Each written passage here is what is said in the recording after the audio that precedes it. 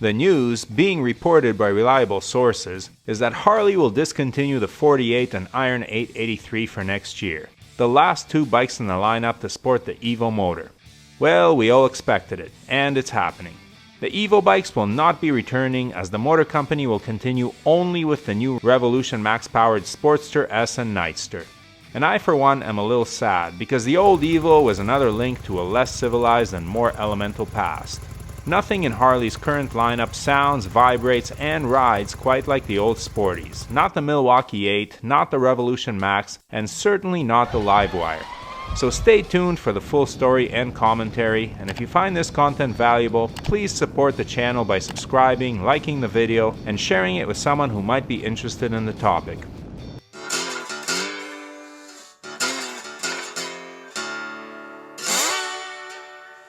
The EVO motor came out in its big twin version back in 1984, and made its way to the Sportster in 1986. So nobody can accuse Harley of not getting their money's worth out of their designs. And while the big Harleys have since upgraded, or downgraded depending on who you talk to the twin cam and the Milwaukee 8, the EVO lived on in the Sportster like some relic from a prehistoric past. Not powerful, cutting edge, or technologically advanced, but lovable and full of character. And still putting down decent torque.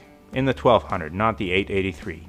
Over the years, upgrades were made, like adding a fifth gear, fuel injection, and rubber mounting to reduce the vibes, but overall the 2022 Harley 48 and Iron 883 are fairly similar to that 1986 Sporty. What Harley could not do was make a large air-cooled V-twin comply with European emissions, and so, a year and a half ago, when it was announced that the EVO Sportsters would no longer be sold in Europe, the death knell was sounding. I actually predicted the Sporty's demise 2.5 years ago in a video that went quite viral at the time, link in the top right corner, and it took another couple of years to play out, but here we are.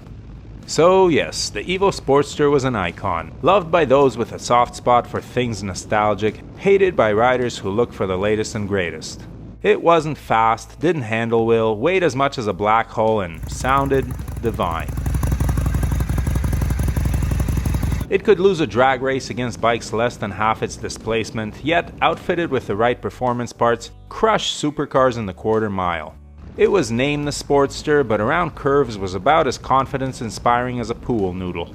It was perhaps the last link to the distant past, for me anyways, as the EVO was the Harley engine that I grew up with. Yes, the Revolution Max is the better motor in terms of power, torque, weight, emissions, serviceability, and Harley claims reliability, though only time will tell that last one. But it feels and sounds like all the other modern mills out there, especially the KTM V-twin, which is also set at 60 degrees and has a similar sound and feel. But that is not the traditional Harley sound and feel. And although the Milwaukee 8 makes a serious attempt at replicating the Harleys of old, it's eerily smooth and civilized, not very outlaw.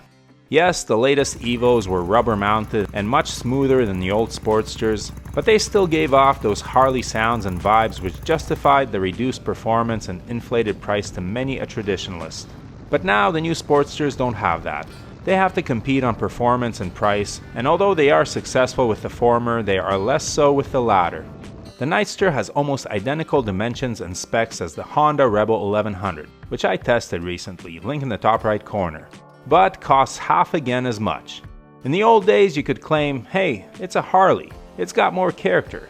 But now, if I blindfolded you and set you off on one of them, you'd probably crash and die. But at the moment of your demise, you might still be wondering, am I on the Harley or the Honda? A question which would never have crossed your mind on the old EVO. So yes, here's an old fart bellyaching about progress, you might say.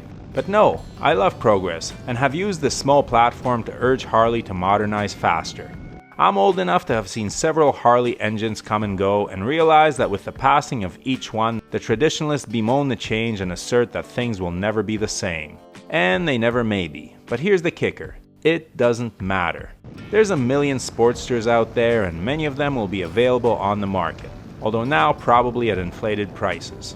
And if in the future you absolutely have to have one, the patent on the EVO has long expired, and aftermarket companies like S&S literally sell every part you need to build a complete Sportster with zero actual Harley Davidson parts. Knock yourself out. I have a feeling that Sportsters will continue to prowl the roads, at least North American roads, for centuries to come, as well they should. Every piece of pavement on this fine continent needs to periodically hear the potato-potato sound, just like it has for over a century. As for Harley, I wish them luck with the new Sportsters. They're nice bikes, although I maintain that the Nightster is overpriced. But I hope that the motor company comes out with some cool 750 Rev Maxes to appeal to younger and less experienced riders and get more folks into the sport. So what do you think? The 48 or the Nightster? Your answer will reveal much about you, just like the old Mary Ann or Ginger argument. I have a feeling there's going to be a run on 48s now. Share your thoughts on this development in the comments below, and whether you're thumping, growling, potatoing, or screaming, ride safe out there. If you're interested in any of the gear that Brooke and I wear or use, or the camera equipment we use to film this channel, the links are below. Everything listed there was bought with our own money and we are not sponsored by any company. However, the links below are affiliate links and the channel is paid a small amount for referring you to shop at no additional cost to you. We do not recommend any products that we are not satisfied with ourselves, but we do strongly urge you to do your research and select the correct size for items like helmets and clothing.